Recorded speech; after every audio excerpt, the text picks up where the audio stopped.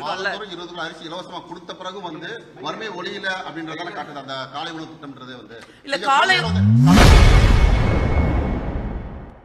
காலை உணவு திட்டம் குறித்து செய்தியாளர் எழுப்பிய கேள்விக்கு காங்கிரஸ் எம்பி ஜோதிமணி சமாளிக்க முடியாமல் திணறியிருப்பது அதிர்ச்சியை ஏற்படுத்தியுள்ளது. முதல் முறையாக காமராஜர் தான் மதிய உணவு திட்டத்தை கொண்டு வந்தார் தமிழ்நாட்டில். அதே போல இன்னைக்கு இந்தியாவிலேயே முதல் முறையாக மாண்புமிகு முதலமைச்சர்கள் தமிழ்நாட்டில் காலை உணவு திட்டத்தை கொண்டு வந்திருக்காங்க. இந்த மாதிரி தேர்தல் அறிக்கையில் சொல்லாத பல விஷயங்களையும் நம்ம செஞ்சிருக்கோம்ல. 20 கிலோ அரிசி இலவசமா கொடுத்த பிறகு வறுமை ஒளியில அப்படின்றதால காட்டுது அந்த காலை உணவு திட்டம்ன்றது இல்ல காலை சமைச்சு போட முடியலன்றதால கொடுக்குறாங்க. அதுக்காண்டி தான் கொடுக்குறாங்க. இல்ல காலையில சமைச்சு போட முடியல நம்ம சொல்ல முடியாது. காமராஜர் கொண்டு வரும்போது பள்ளிக்கு மாணவர்கள் போக முடியல, வறுமையில இருக்காங்க காரணத்தை கொண்டு வந்தாரு. ஆனா திமுக ஆட்சி கிட்டத்தட்ட 50 ஆண்டு காலம் திமுக ஆட்சி திராவிட கட்சி ஆட்சி நடத்திருக்காங்க.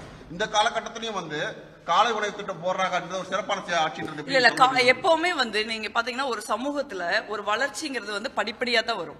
நீங்க ஒரு குறிப்பிட்ட சதவீதம் பேர் மிடில் கிளாஸ்ல இருந்து அப்பர் மிடில் கிளாஸ் போவாங்க. அதே மாதிரி லோயர் மிடில் கிளாஸ்ல இருந்து மிடில் கிளாஸ்க்கு வருவாங்க. அப்புறம் புவர் கிளாஸ்ல இருந்து லோயர் மிடில் கிளாஸ்க்கு வருவாங்க.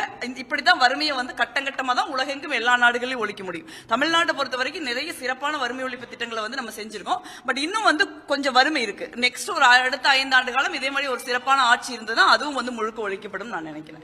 காங்கிரஸ் கட்சி கூடுதல் தொகுதிகள் வேண்டும், ஆட்சியில பங்கு வேணும்னு கேட்டீங்க. கூடுதல் தொகுதிகள் கிடைச்சிருச்சு, ஆட்சியில பங்குன்றதை கைவிட்டோமா?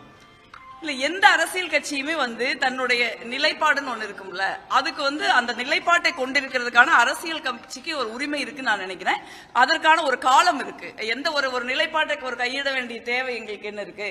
அது ஒண்ணு பெரிய குற்றம் கிடையாதுல்ல. சோ அதற்கான ஒரு காலம் இருக்கு.